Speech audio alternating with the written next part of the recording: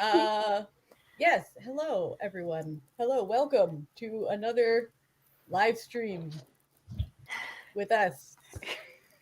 Uh no, please. Okay, so Usvati player, please Yeah. ask us things. We want to answer questions, okay? Hello Becca, hello Joy. Welcome to the live stream. Hopefully a few more people, join us, filter in. Though if they don't, we're gonna have a good time anyway. Mm-hmm. I just like guys, y'all need questions. Come on now. Hello, Precious. How are you tonight? How is everyone doing tonight? Has everyone eaten dinner? Has everyone had a good Has time? Natalia eaten dinner? Of No. course I haven't. Hello, Trish. No. I haven't even ordered dinner yet because we decided to order Chinese food tonight, and I have not ordered dinner. I have not eaten dinner. That's 9 o'clock, Natalia. Okay.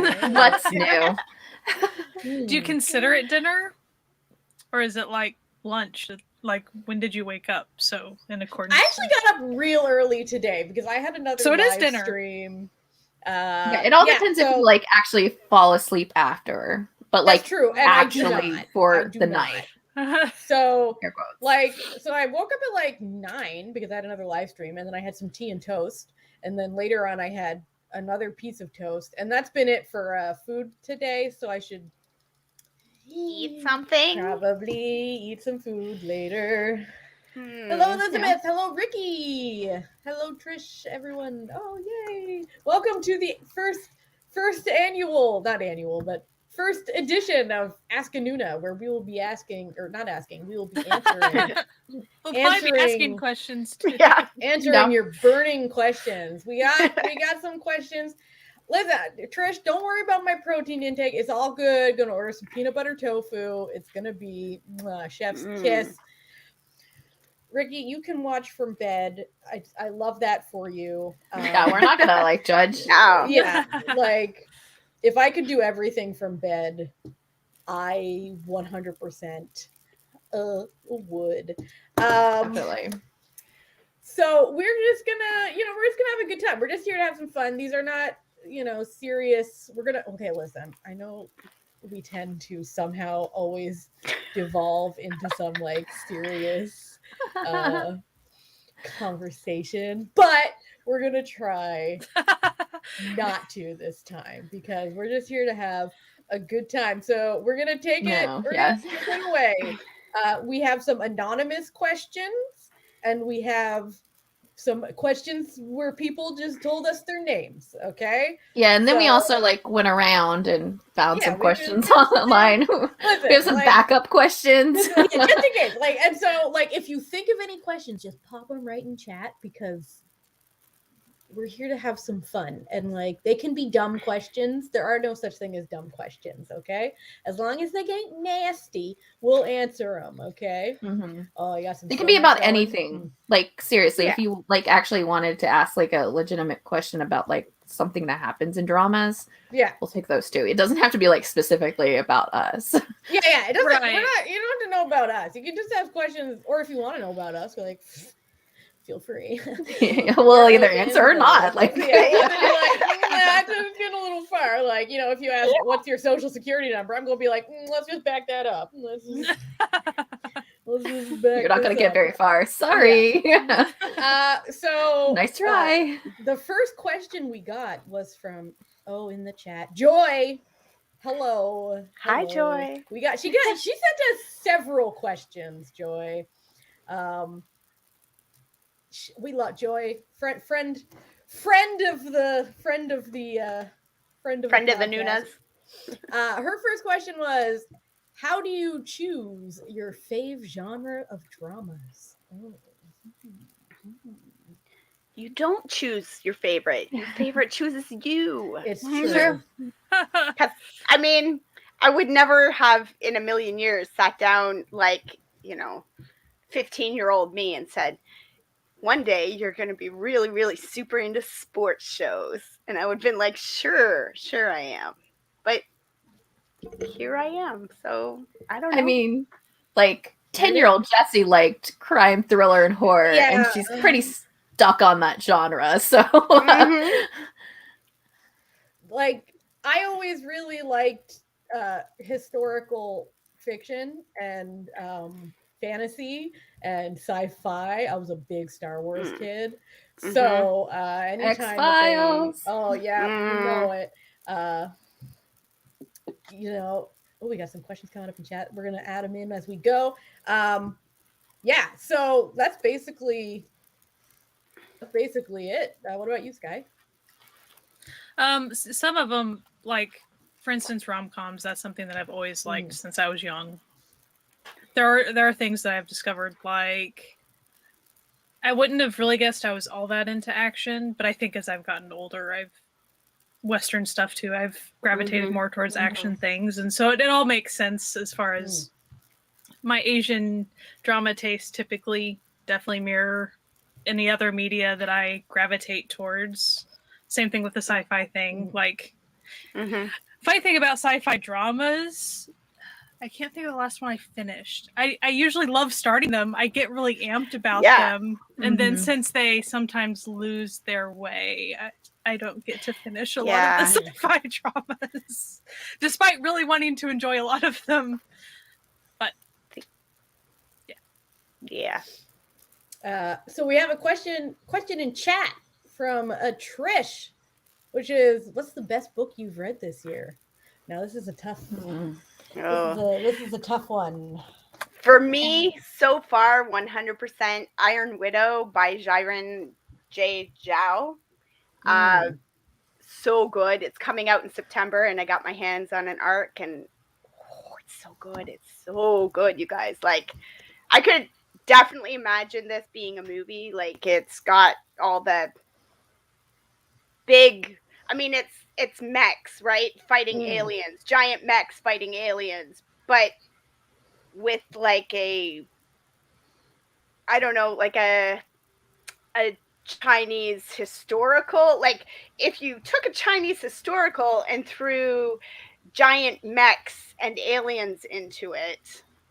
Yeah, that's pretty sick. It's pretty good. And this is not giving anything away because the author talks about this a lot, but it's got a throuple as the main couple. So yeah, it's interesting. It's really good. Really well written. For me, I've been reading this series. There's 3 books out. They're by Juliet Cross, and they're called the Stay a Spell books, and they're sort of like an urban fantasy series. And the first one's called Wolf Gone Wild. They have really dumb titles, but they're actually quite good.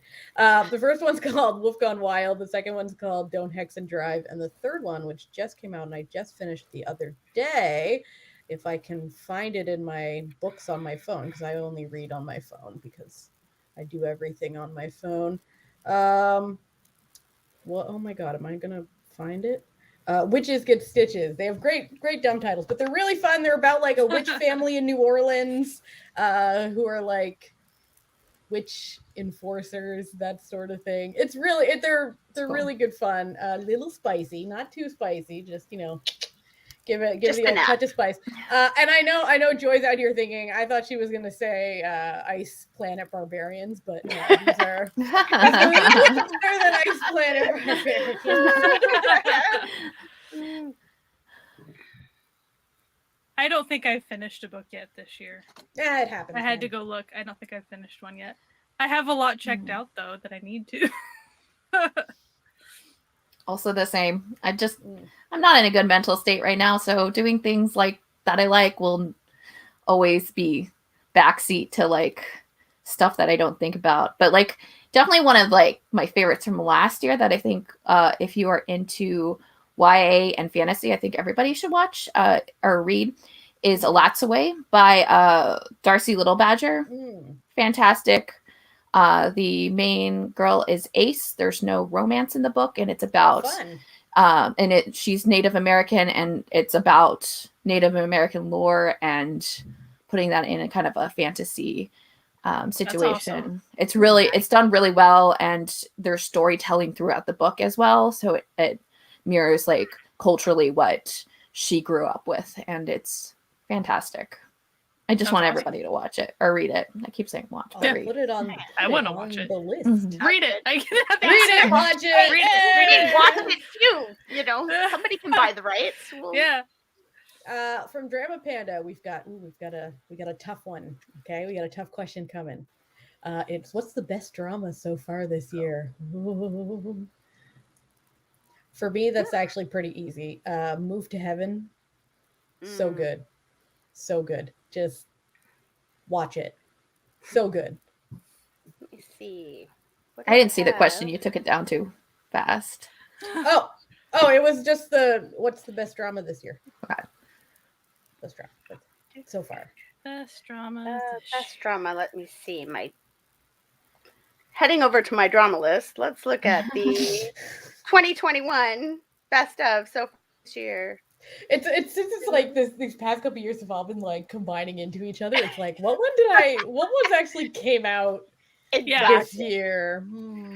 I think I'm gonna go with Navalera. I really enjoyed that one. It was just the right length. It was just the right tone.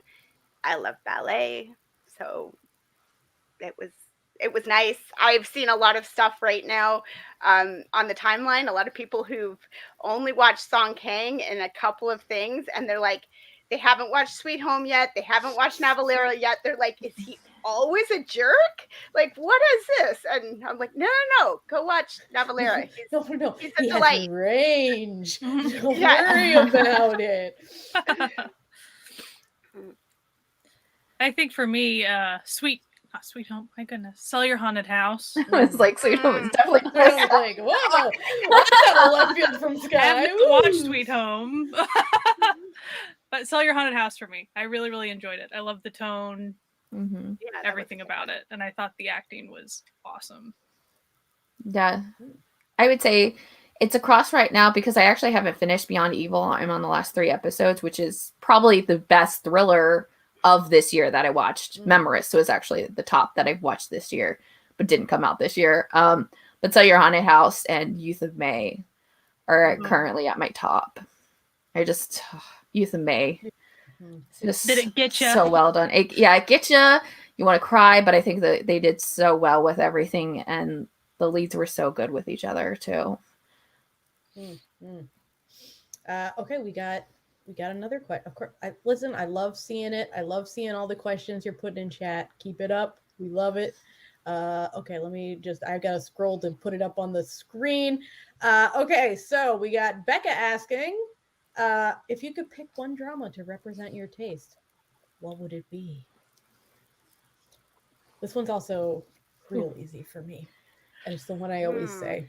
Circle is such a good drama. It's not available anywhere legal, but it's such a good drama. Yeah, that's so helpful. Someone has it. Like they have it on a really long, whatever it's called. I can't even think of words. I need them to release it to a streaming platform. There's got to be a reason why it's not at this point. Right? So I think it's just because it's got not touchable. Famous actors, like it was so good and so well received at the time. Like, why? And it feels like it would be right up Netflix's alley. Yeah, it's like a real Netflix vibe. It's got a real Netflix vibe for sure. I don't know. I'm trying to think. What's for me? I know exactly. Come and Hug Me. It's a 10 out of 10 for me. It's like one of my favorite dramas of all time, and it perfectly represents everything that I like: crime, thriller, a great solid mellow, and a great romance. That's not predicated by anything that's comedic. Which no, which tends to be a problem. I want it to be real and natural romance, not because you fell into someone's arms. I'm sorry, I know a lot of people like it, but I just can't do the funny. I like emotions. I think for me, probably Extraordinary You, because I really liked the fictional characters becoming aware. Like I love that so much, and the way they told the story with that. Yeah. I really like when that happens. I don't know. I'm gonna say Weightlifting Fairy because I like a rom-com and it's got that aspect to it, but I also like a sports drama and it's definitely got that aspect to it, and it's got, you know, friendship and, you know, it's got it all. So I think probably that's the one that most perfectly encompasses most of my preferences. Maybe. I don't know. So from That's a hard question. It is a hard question. It is a hard question. Yeah. Because on the flip side, I was thinking, is Lawless Lawyer the answer? Because it might be. Depends on the day. I know. I was looking through like just sports dramas, and I was like, ooh, or Crossfire, because I do like an esports drama, and that one had time travel in it, so it's got that sci-fi aspect, and it had romance, so like, maybe that's the one. Like, and when I'm feeling like shitty about life, Marriage Contract is the one that I go to. That is a solid, I hate everything drama. Putting that out there. Elizabeth is asking, which actors make a definitely watching, even if it's not my usual thing drama for you? For me, this is kind of tough because it's more is for movies than it is for dramas. But Gong Yu, any movie Gong Yu makes, I will watch, and I have enjoyed every single one I've seen. I've been watching, I need to finish it. I got distracted. He made a sci-fi movie called Sailbot with the cute kid who grew up in a cult, Park Bo-gum. It's like this really funky, like sci-fi. I didn't know that aspect about him. Oh yeah, for sure. It kind of feels like it. Yeah, makes sense. Yeah. Yeah. And it's anyway. Everything that Gong Yu, like every movie that I've watched that Gong Yu has been in, has been amazing, even if it's not like what I would normally pick up. So it's easier to take that risk with a movie too, That's right? True. Like, I mean, with a drama, it's also just an hour or something, and then you can be like, no, I'm out. But at least a movie, you could be like, an hour in, you're like, I hate this, but I've only got half an hour left to go. Like, I'll just push through.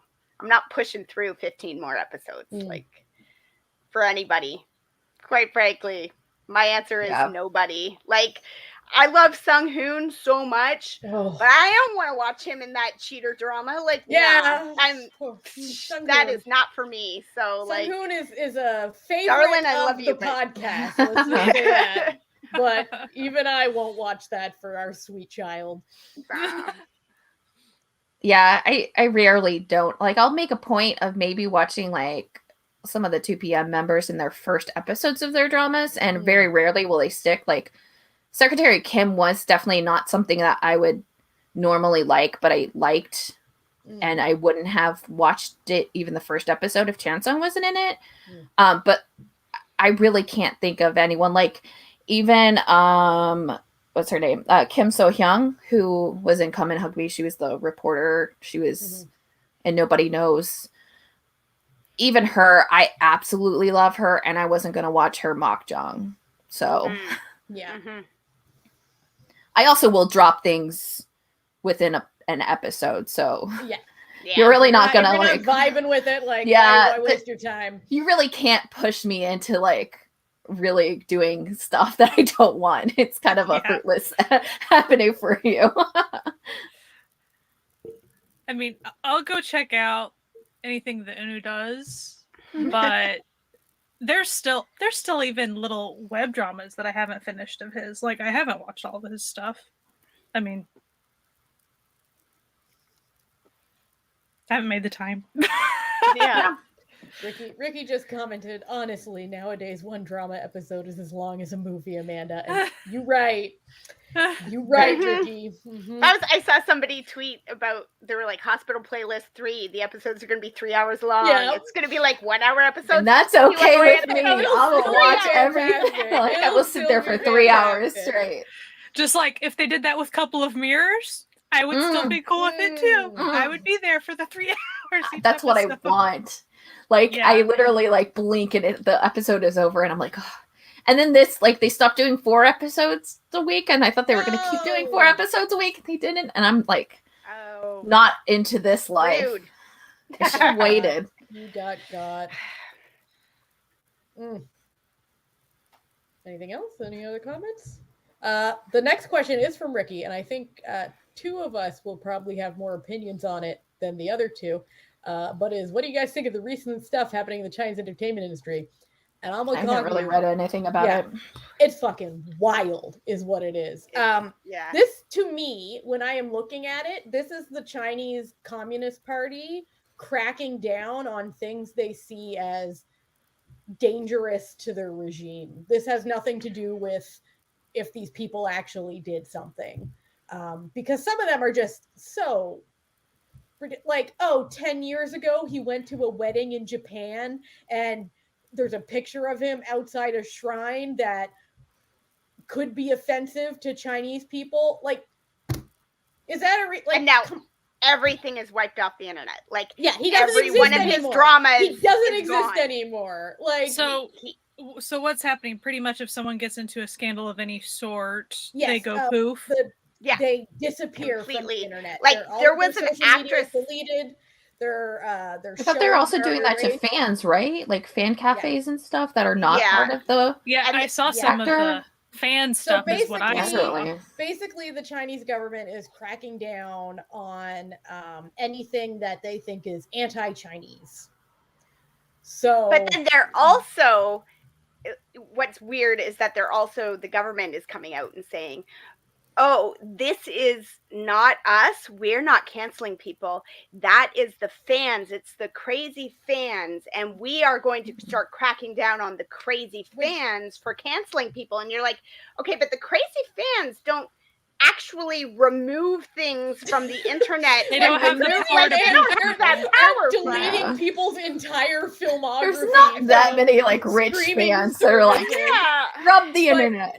Yeah, to be honest, already so Tencent's stock prices plummeting because they've had to delete so many shows and cancel so many shows that are already filmed. So they are hemorrhaging money because of this. So it is not looking good for the Chinese entertainment. You can just not watch the shows. Like the one actress who had this big scandal about her surrogate babies and stuff. I'm just like, okay, I'm just not going to watch your shows anymore because you sound like kind of a douchebag.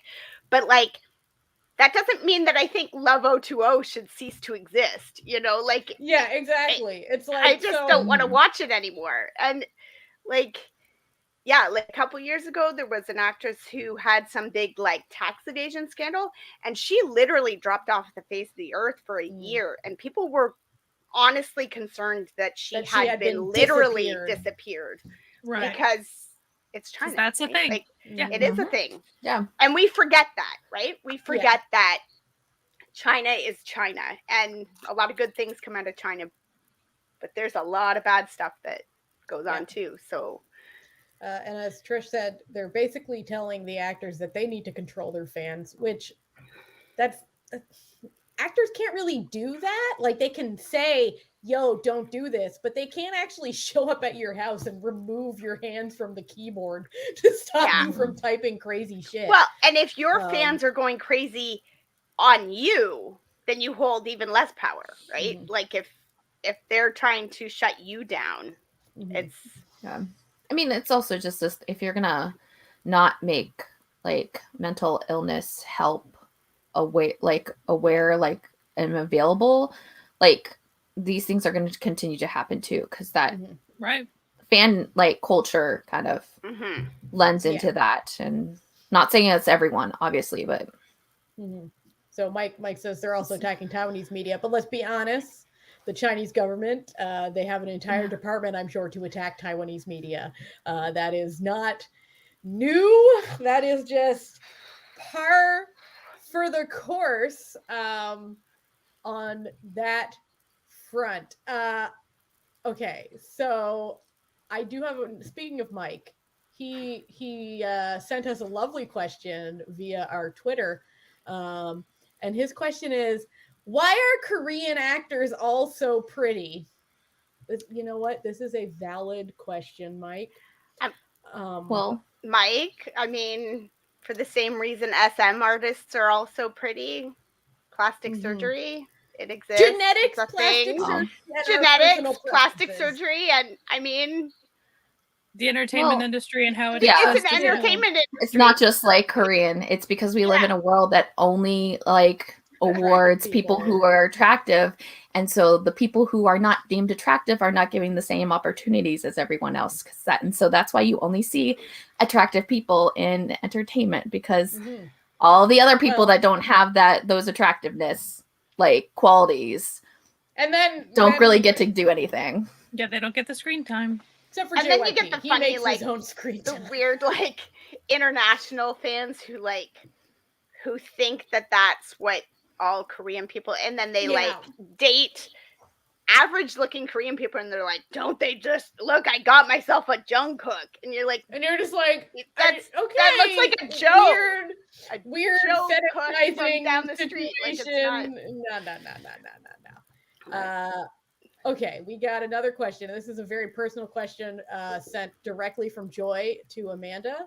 And is it, are you going to see El Spicy Challenge? No, I'm not. But I am going to watch like every version I see, because I love seeing her with all these especially all these male idols that she's doing it with. I like her and BM. That one's great. And she gives off such strong Noona vibes, and I really dig it. So, but yeah, no, probably not. I still haven't mastered the twice. I started. You're working on it. I'm working on it, but yeah, coming soon. My dance cover channel. Not really. Coming soon to a TikTok near you. Amanda does K-pop dance challenges. 18E Gamer asks, what is your favorite rom-com of all time? Now, I'm gonna get a clarification from you in chat if you're still here. Do you mean of any of where all in the time, world, or specifically in Asian entertainment? This is, everyone like rom-com anything too. I could be like Clueless. Yeah, I fucking love Clueless. Clueless is so good though. We got to help the Haitians. I love Clueless. I mean, anything Jane Austen is going to kind of win that argument. So, yeah, I'm just trying. I don't even know if I have a favorite. Oh, okay. We've got a clarification in Asian chat. Entertainment. They want Asian entertainment. Okay. I don't was Extraordinary You rom-com? Yeah, I can say it's a rom-com. Sure. Okay, then that's definitely my favorite. I don't really know.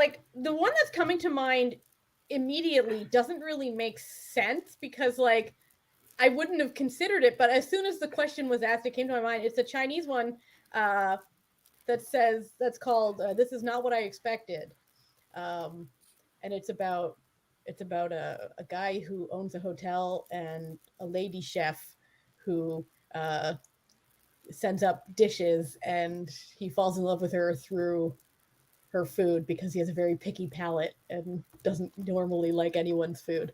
Hello, Frankie. Frankie just said she's just tuning in.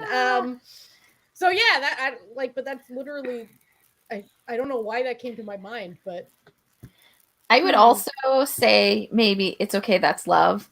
It's kind of on the rom-com scale. Mm-hmm. Yeah, so sure. That's pretty much as close as you really get. I don't know. I don't know. Okay, the two I'm gonna say, because I'm gonna say two. My Hollow Love. Was that a rom-com? Was that a rom-com? I don't think that's a rom-com. Okay. No. It's not comedy enough? No. I don't think it has much of comedy. Just because there are laughable moments does not make a comedy. It was too serious. It has to be set up comedy to be anything. Her Private Life for me. And I know people might okay, be about that, but I don't care. Yeah. Her Private Life for me. I like it. I guess is Coffee Prince considered a? Yeah, Coffee Prince is a drama. But then that's definitely my favorite. Yeah, Coffee Prince, nice. I got some Coffee Prince and Chayette. I'm gonna go with Boys Over Flowers. No, Airs for you, right? Take it away. Yeah, Airs. You know how much I love the RomCom. Okay, there's not enough calm in that to be a no, definitely not. There's already it's a mahjong. There's already a thing for it. Like right. Joy says that Flower of Evil's a RomCom. I think it was very good. I really enjoy Flower of Evil. But a RomCom?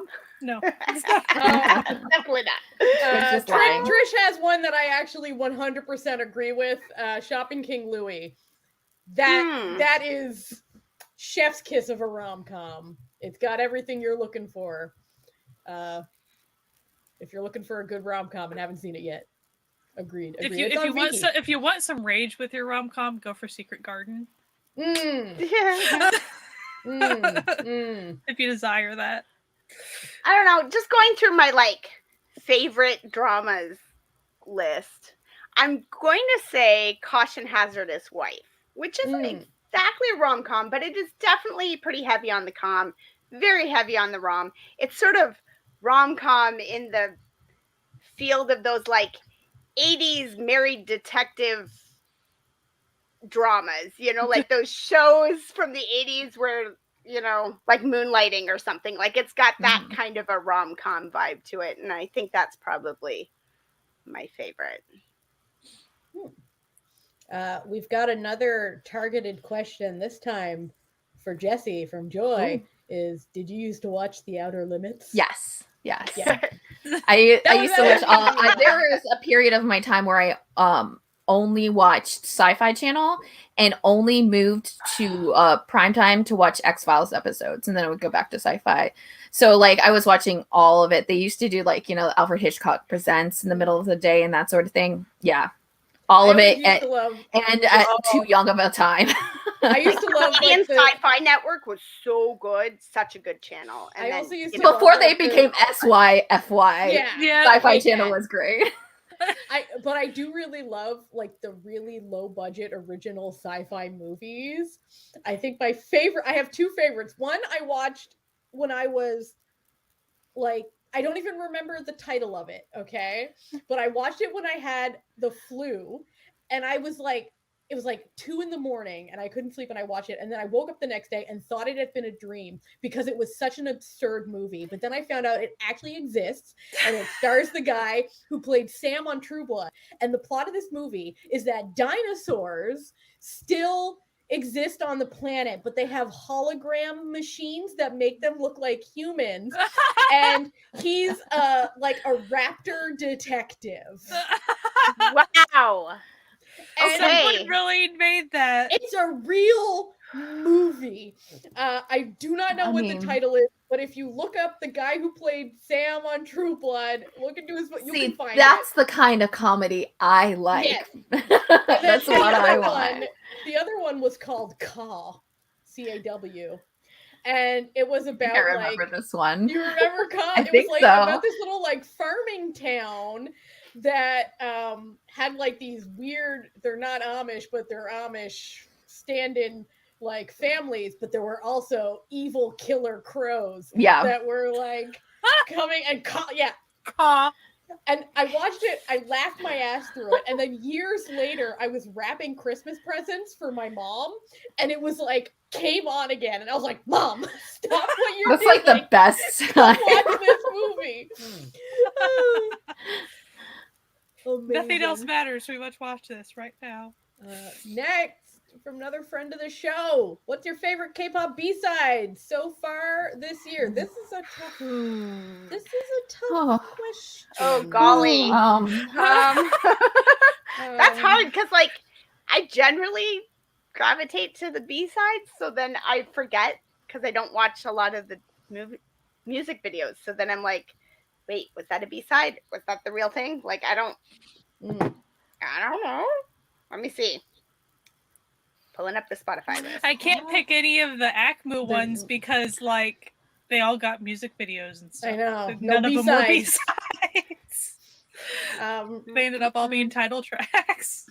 I'm like, hard pressed to remember what stuff came out this year, so I will just go with what just came out. I really like the song Sorry I Love You from Stray Kids' new album. I also really like the song Sunny by Sunmi. And I really, really, really love the song, what's the title of it? Heaven's Cloud from 17's newest album. I love Liar and Devil off of Bobby's album. And those were B-sides. And TripAdvisor from ONF. That was I like that one. So I liked what is this song called? I always forget names of everything. So Whistle, Dreamcatcher, probably my top B-side. But I'm really into, it's not a B-side, but since all the rest of my music nobody listens to, I'm going to consider everything that I listen to B-sides. Jenner just came out with a song called like Soup or something, like SOOP with Gyeohyun from both who were from 4 Minute. And it's one of the best songs of this year for me so far. Nice. For me, My Zone by Astro. If you haven't listened to it, go listen to it. It's different than usual. It's one of those songs that you want to go walk to. Taking it back to questions that we got asked on Twitter, Robbie from our sister podcast, K-Bay, why does every drama have a serial killer regardless of genre? Multiple question marks. I mean, technically they don't, or Jessie would be able to watch a lot more. There's always something, everywhere. There are dramas without them. I was trying to think about this because I was trying to feel like an actual reason why this would be a thing. And I kind of think it's just like mostly the damsel in distress type aspect to it. So it gives it another damsel in the distress possibility in a romance story, like specifically. And if it's not a serial killer, it'll be like a stalker or like an abusive ex or something that someone needs to be rescued from. Usually like to get that one person in the same room as the love interest. Yeah. And I think they just kind of use that as like an easy. It's almost like, oh no, there's only one bed. Oh no. There's a serial killer. I think also like it's sort of that K-drama mentality, like just don't want to be, they don't be too happy for too long. Like that seems unrealistic. So we got to do something horrible because horrible feels more realistic. I don't know, especially given some of the news that we see and some of the incredible craziness that comes out, especially for women. Women are probably like, no, nothing could be this good for this long without a serial killer popping out of the bushes. Like, I mean, to be fair, like maybe if I watched Western dramas, I could like give you like instances of this, but it's probably prevalent in Western dramas too. We just aren't so hyper fixated on that right now. Especially if you're thinking like 3 seasons into a Western drama. Yeah. When everything takes a hard left doing something crazy. Yeah. It just so happens that when the Asian dramas are drilled down anymore. I recently discovered that Disney Plus has a bunch of bangers of shows on there, and I've been watching for the first time. I'm gonna like out myself as not a real crime fan with this, but I want to preface this by saying I never had cable growing up, so all of the shows that I managed to watch were watched on the sly. at other people's locations because I did not have cable. But Disney Plus now has Criminal Minds, 11 seasons. Love Criminal Minds so much. I have been watching a lot of Criminal Minds, so like that's got a lot of serial killers in it. Oh, I go through binges where I'll watch all 11 seasons. I've watched all 11 seasons like at least 5 times now. Wow. So like, Criminal Minds. If you really wanted to watch Criminal Minds, it is on Disney Plus for anyone who. I know. No, they must have taken it off of Netflix. Well, it was never on Netflix Canada, so. Oh, yeah, it's always been here. So I wonder. Oh, I wonder if it's only on Netflix America and not on Disney. I don't know. I don't know how that works. I don't know. Yeah. It also Disney Plus also has the X-Files, so I'm pretty much in heaven right now. Really enjoying my life. And then I also have Buffy the Vampire Slayer, though. Watching that now, really? That's a bit of a tinged. Yeah, it's still my favorite, but why do men ruin things? Why do men do things? Why do men? Yes.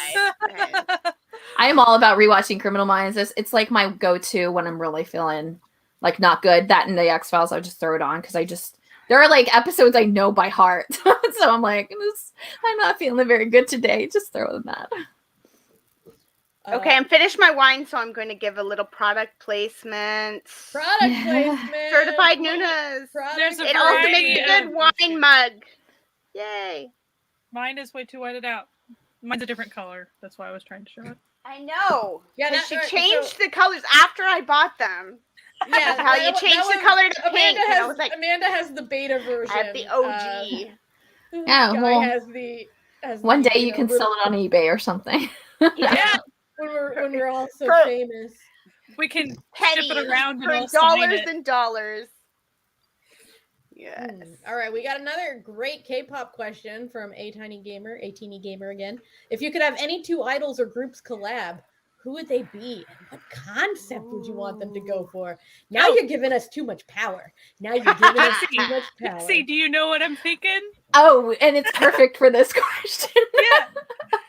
So this is like our thing. This is what we want so much in the world. You want to start with your group side? Okay, so like obviously I really like Dreamcatcher. Yes, They're a fan, and they actually have a tie to the next group that Sky's going to talk about, and I think they'd be perfect together. ATs. Yes. They share producers. They share producers. All the songs are by the same people. Just throw them they together. fit. Especially when ATs does the horror side of things. And like evil sirens, like it'd be so good. Luring them to their death. Like I fucking love it. Yeah, I'm all over it. I mean, along the same vein, recently PH1 was tweeting about like who should he do collabs with, and I was like, baby, women, always women. But most specifically, I bet Red Velvet needs a new pizza boy. So, like, you know. Listen, they just forced Red Velvet to give men just as much play as women in their songs, which is just not the Red Velvet vibe. So, if I was going to go with this one, though, I'm going CL and Monsta X doing some sort of sex jam together. I feel like that would be sick as hell. The Dreamcatcher ATs thing, though, like I am actually holding my breath for at least something together someday. It is so possible. It's very possible. There. If we were, 10 years ago, it would have 100% happened already. You know what I mean? Like back in the day when the like second gen idol groups when they would mix collabed constantly. Yeah. If they're in the same entertainment company, I would. Okay, fair enough. Joy, you're going deep cuts with this suggestion, Joy. You're going real deep on this one. So let's take it back. Robbie had another question for us. Oh, we love Robbie. We love him. What's your favorite BL or WLW drama? So what's your favorite LGBTQ plus drama or adjacent or film? We'll go with that too. Like, That's like a really tough question, but it's actually not, because I'm going to go with Until We Meet Again. Oh, that's a good one. Yeah. I'm going to go sort of the opposite end of things, ingredients. It's just easy. It's just an easy. You know what? I should have probably picked that for my favorite rom-com, because it just, there's no serial killers. There's no, it's just good. A lot of hand washing. A lot of hand washing. There's a cute baby food at eating some point. And like cuteness. They're just domestic gays. You love to see it.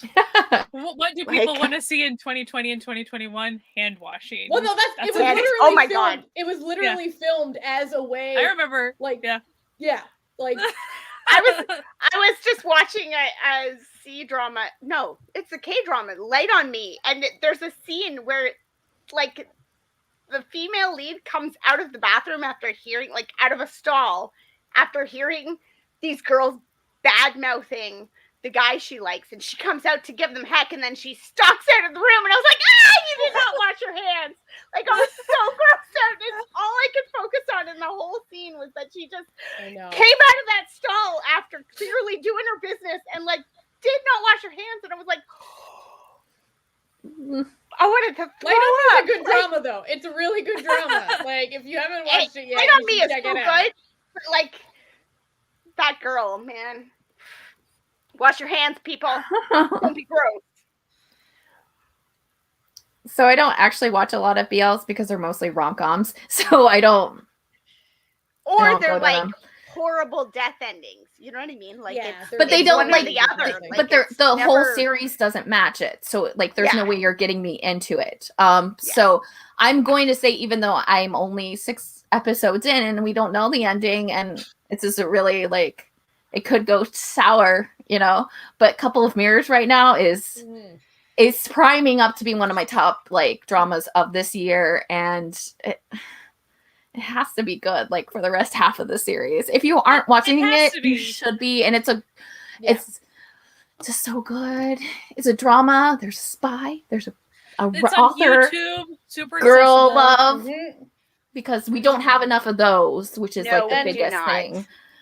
So let's be honest. We were previously talking about Chinese censorship. Watch it before it's too late, please. Yeah. Before one of the girls says or does something that's absolutely ridiculous and not a big deal at all, and then I just need the next 6 episodes. They technically stop airing in China on the end of this month, so maybe even like today. When you look it up on my drama list, it is not a currently airing drama anymore. So okay, good. So yeah, I mean, it's still currently airing in their English sub. It's on YouTube. It's like officially on their YouTube, but it's so good.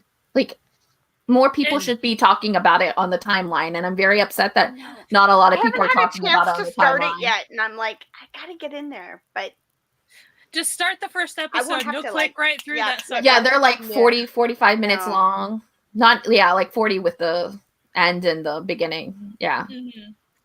My engineer fan. Let me guess. Excellent choices. Ram King. ATD, admit it. Admit it. Who doesn't love him? Chris just had that cute little behind the scenes video that he did with Lane. He just today put out, or yesterday. Just put out another one. It was so good. So cute. Ricky. This is a fake recommendation, Ricky, and you know it. Yeah, that's all the know it, Ricky. No. It's a good show, but at what cost? It deals with some heavy issues, and apparently it was done well, but no. Yes, Ram King superior. Absolutely. So, my pick would be Couple of Mirrors too, since I didn't get to mention it. And it'll stick to the landing to a point. It has to, like, if it keeps going the way it's There's only going, 12 episodes. Like, it can't. Yeah. Usually with the C drama, where it goes wrong is the fact that they make it 35 episodes when it should have been like 18. Yeah, this definitely is not there. So that's usually the C drama problem. So this isn't going to have that. So yeah, I don't think so. Also, so much has happened even just 6 episodes in. Like, it's like, so many things. Quality drama, like, and it's set in I don't even know. Is that the It's Republican period. era? Is it Republican period? Sure. Feels I don't watch Republican. Chinese. Yeah. Yes. Feels The answer to like- that question is yes. It's just like the set and props are like really well done. So are the costumes. I will also say I never finished it because I was watching when it's airing, and it's definitely not a show that went well with watching when it was airing. Pearl Next Door was cute. Yeah, it was cute. Mm. And I didn't watch the Game Boys. BL. Yeah. So Yeah. you're fine watching that and never watching Game Boys. But it was cute. Oh, but I was yeah, watching on when it was airing on YouTube, and the episodes were too short Yeah. because you get into it and then it'd be like done. And I was like, I need to wait till this all finishes. And then I kind of put it on the back burner because I'm good at doing that with dramas. Yeah. Gaia Sepulika is also incredible. It's on YouTube if you haven't seen it yet. That was a beautiful drama. Good soundtrack. Great soundtrack. We got another question from Elizabeth. And this one's a banger, ladies. Oh no. Which drama has the most egregious product placement and which has the most seamless? To answer the second one, none. No, None sometimes have there are. seamless. It's always very obvious. Sometimes it's a little more subtle than you expect, but I think Memories of Alhambra does it a Subway integration perfectly. Yeah, And that's true. They with- did. They were very clever with it. Yeah. Because it's tied to a product placement for the game itself, so it like works that's with the nice. story. So it's very sneaky. Very sneaky. But like Ghost Detective has a great subway scene. I know the subway scene in Ghost Detective is so You heartbreaking. can't say anything. It's a big spoiler, but I mean, I think the most egregious is always Thai dramas, those GMM TV dramas where they're like, Oishi drink, would you like one? Okay. No, they'll have like, it's they'll have very... like legitimate like extra scenes that are just ads for like. But they're sometimes cute. Sometimes tie things together nicely, like 1,000 Stars.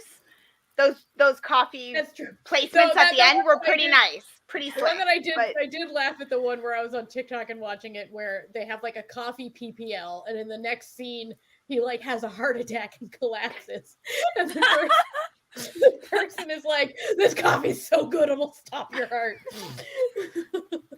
I did really, really enjoy the ones in Racket Boys, because in Racket Boys they were super egregious, but like intentionally so. So it was like they'd be eating as a group, like, "Oh, wow, this is so good. Where did you get it from? It's great."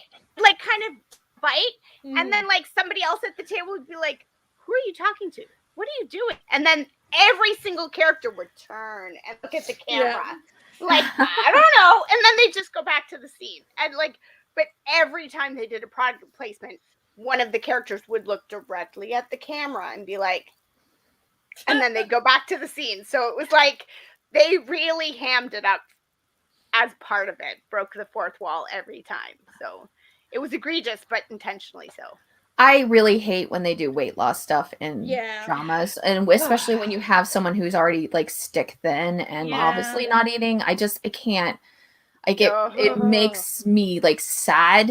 It also makes me angry because I'm part of the people that they're targeting on not liking. But like, I can't deal with it. And like, honestly, I'd rather see someone smoke in a drama than like have a weight loss supplement in their drama. I'm like, I can't deal with it.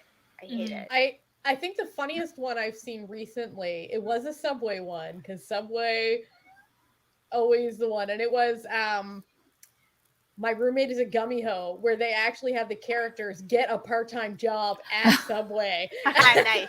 Part of the PPL. They did that in what was that? Oh shoot.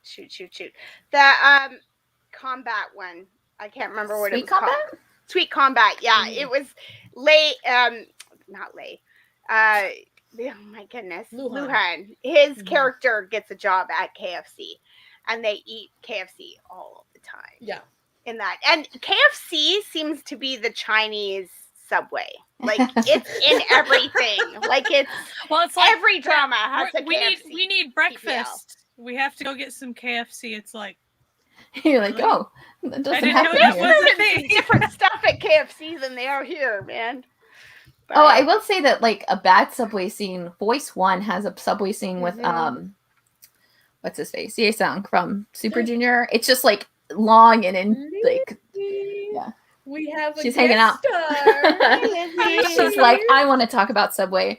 But like, yeah, it's just like he's like sitting there for like a full 5 minutes, like deliciously eating this sandwich. I'm like, really? This is a murder show? Get with the murder. Now if someone is being murdered in the subway, like, now that's wild PPL. Like, I get back to the hate when like the character is like supposed to be like poor or something, but they'll have like a Dyson friggin' hair dryer. And I'm like, that bitch don't have a $600 hair dryer. Nice try. They'll have like the a postage stamp apartment and then a huge Dyson stick vacuum thing. Or like the really weird like robot vacuum product placements, like in While You Were Sleeping, where it was like the murder victim or like the murderer. It wasn't, but like it was like a whole plot device of this robot vacuum. Like, get a robot vacuum. It could go through after you die. It'll go through the blood and draw a pentagram on your floor. Like, what? That's not convincing me to get this piece of equipment. It did convince me. I have a robot vacuum now. But still, imagine if there was drama and a serial killer, and they just put the product placement through, like they would kill someone using something about the product, like each thing, and so then all the crime scene, it would be a way to stick them in there, but like especially if it was actually like a thriller or a crime drama, that would be really. Becca, I want KFC now, so like yes. They don't count as PPL because we're not getting money. We're not getting paid. No one's getting paid here, and we're not even getting gift cards. Nothing. Like so, we're not even getting like a free order. But if you want to like add Subway and like tell them we're here, like hey KFC, like guys. Oishi, if you want to. Yeah, Oishi. That's one of the only ones I actually consume in my actual life. So like Oishi, if you're out there, we will jockey for you. We have this little bit where we always joke about everything we talk about. It's like, it's tea with bubbles in it or something, kind of. Like sometimes. I think it's a full. Yeah, they have like a full type of tea. Like they have aloe drink, they have everything. Like milk. I feel like they're potentially another company here. You just don't see the Oishi. Yeah, it's possible. Becca, we think everyone should sponsor us. Mostly Netflix. Netflix. We're always Netflix and Vicky. We're always out here shilling for Netflix and Vicky. I don't know. Vicky, we're a little critical about Vicky. We knock Vicky so much. Like Cocoa's my friend, my mutual on Twitter, so maybe Cocoa. Like Cocoa, we'd be more into Cocoa sponsoring us than Vicky. But if Vicky was out there paying their subbers, then we're talking. If they were paying their subbers, then they could afford to pay, podcasters too.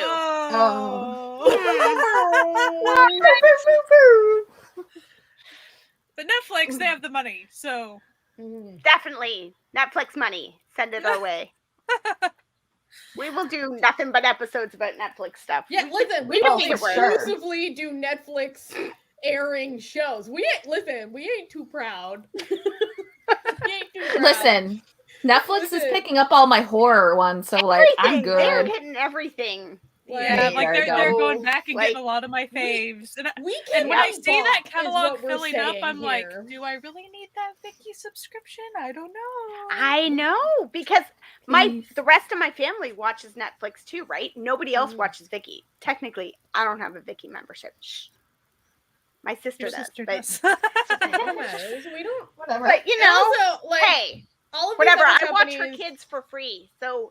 You get to watch your dramas for free. So drama, but she's not using it all the time. You should. It's like a sponsorship. You're paying for watching it constantly, right? So. We have another question from Robbie. Robbie was very prolific with the questions. We love to see it. We love to see it. What is your favorite or underrated? Your favorite underrated / unknown Asian horror movie that people in the West would not know? And I feel like two of us would probably be better at answering this. I actually made a list because if you didn't know, that was my thing. If you like Asian horror, please visit my web page, Wine and a K-Drama. Please do. But yeah, so I'm not like good at like figuring out what like would be deemed like really like known, because I feel like there's some stuff that like if you're into horror, you know some of these Asian dramas, but like like Train to Busan I think is like would be like a known Battle Royale, Ring series, Grudge series, I think thing. But like I think I've heard of it. Yeah, like I've heard of those. And I'm not in that corner. And they also like if they have most of the time if they have like their English remake of them, kind of get that way. But for me, an underrated one that I think everybody should do, but I don't think I'm like in and out on my internet. I'm sorry. That I don't think it's talked about a lot like outside of like if you're super into horror is A Tale of Two Sisters. It is like a horror that you have to watch because it's like the thing that's basically started all Asian horror movie explosion in Korea. It's about two sisters, one who's just come back from a mental hospital stay, and it's them and their father and their evil stepmother, and it's a slow burn. Nice. It's really good. I really like campy horror stuff, and one that I really love is a Korean movie called Metamorphosis, which is about a possessed house and the family that lives there, and they have to get their sort of fuck up priest brother to come perform an exorcism of their. It's they're all possessed. It's great. It's so campy. It's so over the top. It has the dude. It's got a lot of like kind of body horror to it as well. If that's like something you're not into. I think that I saw a clip of Pentagon sitting and watching that. You could, It's a wild ride. It's a fun movie. It's got a lot of like top stars, and it's pretty like available here, so you can find it on like Shudder and Amazon and stuff. I don't know, like, I don't know what's like known or not known because I'm, I don't spend time in the online horror circles. I just like watching it by myself. But I really like that one. I found it super fun. I really like demons and shit like that. Like I like campy. But that's like mostly in non-Asian things. I really like slow burns. I like atmospheric stuff, and Asian horror really does that well. There's one drama called Sorum.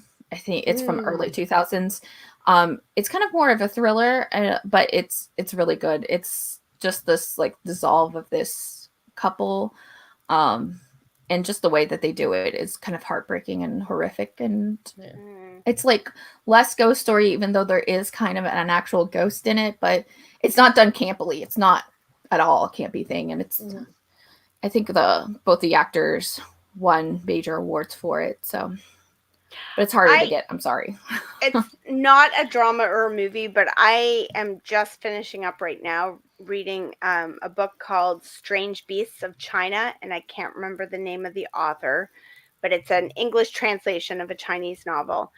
And it is horrific. Like, it's really wild, like how chill it is. And like, and you sort of like, each chapter is like a short story, but it's all threaded together by this one main character who's living through these stories or telling these stories. And every story is about a different beast that lives in this city in China. And you're reading and you're going through and you're like, yes, by Yang Yi. Thank you, Becca.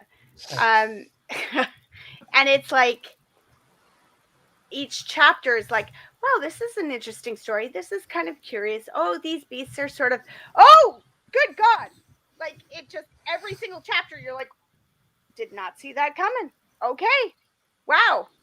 Like people eating themselves alive and things. Like, it's just like, what? Like, And as I was reading it, it just got kind of worse and worse. Like the stories get more and more horrific, but like they're that like kind of like that slow burn, like you were saying, Jessie. Like it's not. It's just so odd. Like it doesn't feel like a horror, but it clearly is, because there is some really horrific things going on that I'm just like, it's taken me a really long time to read it, because I get through like a chapter or two and I'm like, okay, we're gonna stop now. But then I'm still like, I gotta go back and find out what these next group of beasts, what their thing is. So it's good. Very cool. Very cool. I could and just talk to me like on the like offline, and I'll like tell you a bunch of. We'll tell you all about those. She'll tell you everything you know about horror movies. That could be a whole hour. Or go to my website and I have some reviews. YNDKdrama.com. And maybe I'm doing something special for Halloween. Hint, hint. So I think we have time for one last question, and I've picked a banger of a question for it. Okay. Which one? Okay. Yeah, like Which actors would you like to see pair together in a drama, and what is the genre of the drama? Okay, I was telling the girls in the chat today, I made myself sad because I followed that bunny trail. Yeah. I was like, oh, you know what I would really dig?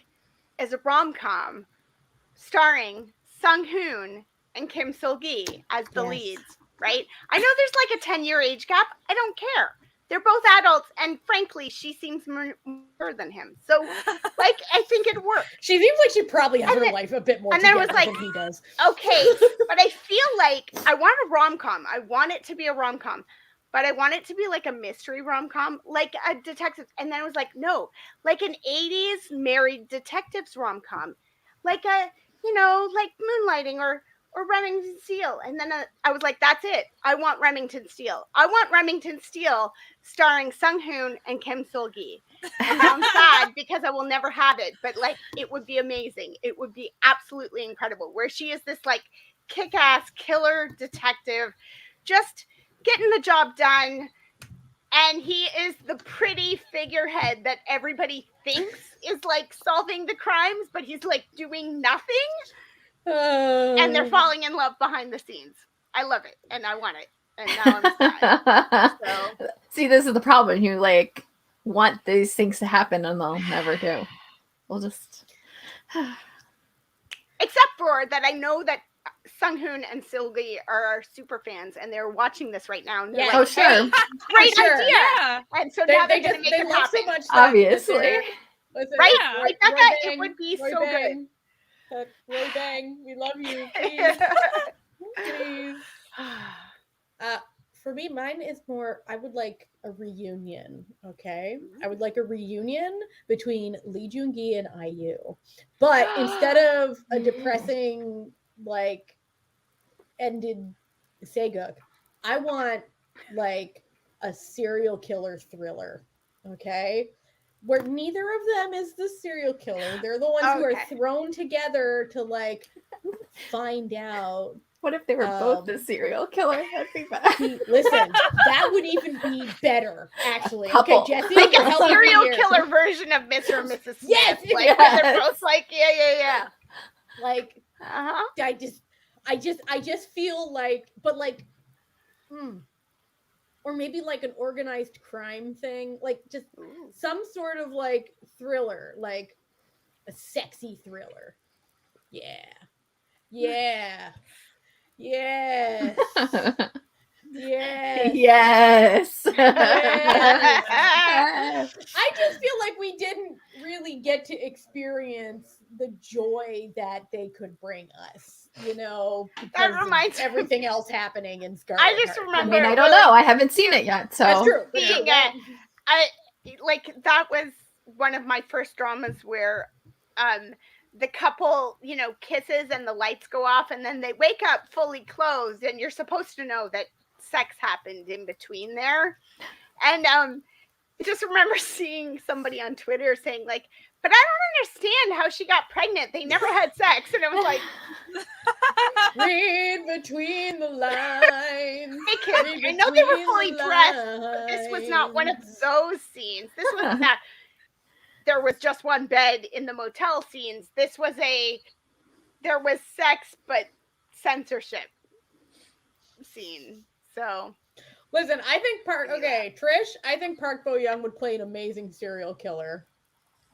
An amazing would he though? Killer. Do I think that he would actually accept? Park Bo-gum. I heard gum though. Park Bo-young. Because she would just bring her bubbly attitude, and then no, she wants to. She said it in an interview. She specifically said it. And people online got mad at me for saying that. Michael so excited about that, like that, because they Park over on kpop podcast, like they would.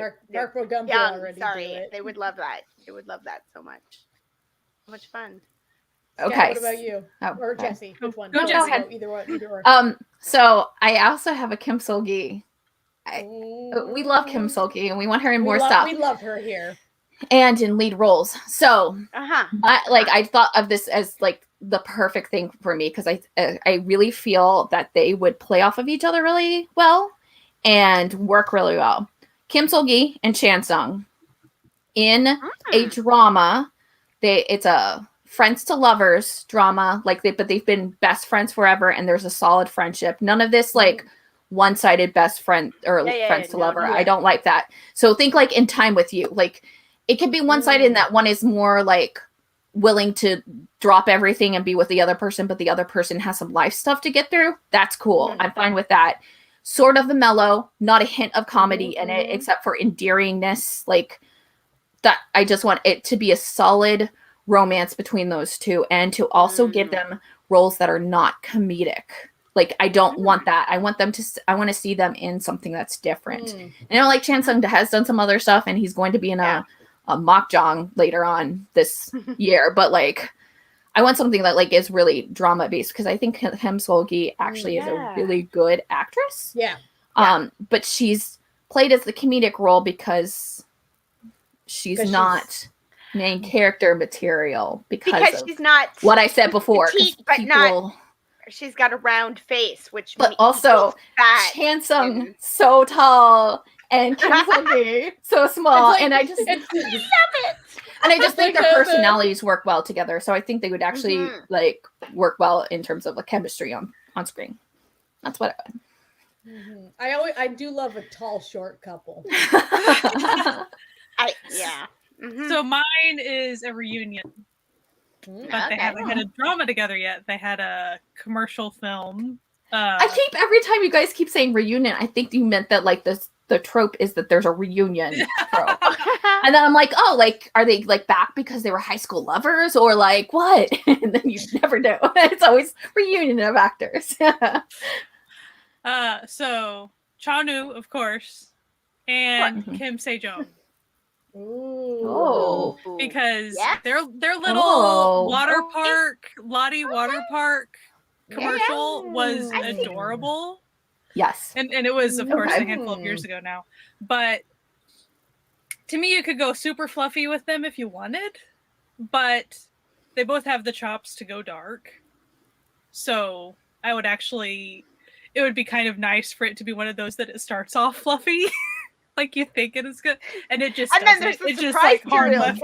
Yes, and it's like him or something, because he really. I want some of that because he'd be able to want something.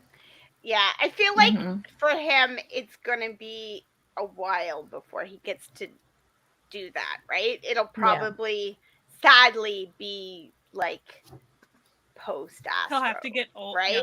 Or something because. Well, definitely post the kids would get cranky. Post enlistment, it would be a post enlistment. Exactly, for sure. Because it's like when they come back from enlistment. Now they're allowed to be grown men. We allow it, and we allow them to make choices. Lee Thanet and a boy love. Yes, well, Ricky wants him in a boy love in 2022, and we all know that ain't happening. Ricky, and in 2019 and 2018 and 2020. Listen, Lee Thanet and his cute little apple cheeks You ain't getting anything out of him. You ain't getting anything out of him, Ricky. You gotta get off this horse. We know they're cowards, okay? But you gotta move on. It ain't happening. You gotta move on. He's just gonna live off of his Instagram with Needy, like the two of them having that good friendship and like looking all cute and boyfriendish. It's adorable and I love it. So give me that drama. I think that's it for this live stream. I think we had a really fun time. So thank you everyone for coming. We hope that you enjoyed yourself. We will have more of these. Worry not. Yeah. If you had a question, we will. Stream. If you had a question we didn't get to, you can always email it to askanoona@gmail.com. You'll take any questions for the next time. If you like this, like we can do it. We can do it again. We also want to do other sort. We had a few ideas for other live streams that we came up with while recording.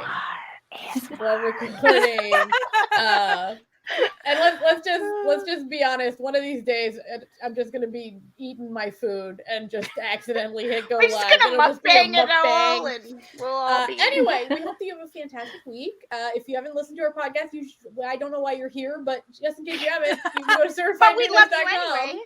Thank you for coming. If you don't listen to our podcast, this is very generous of you.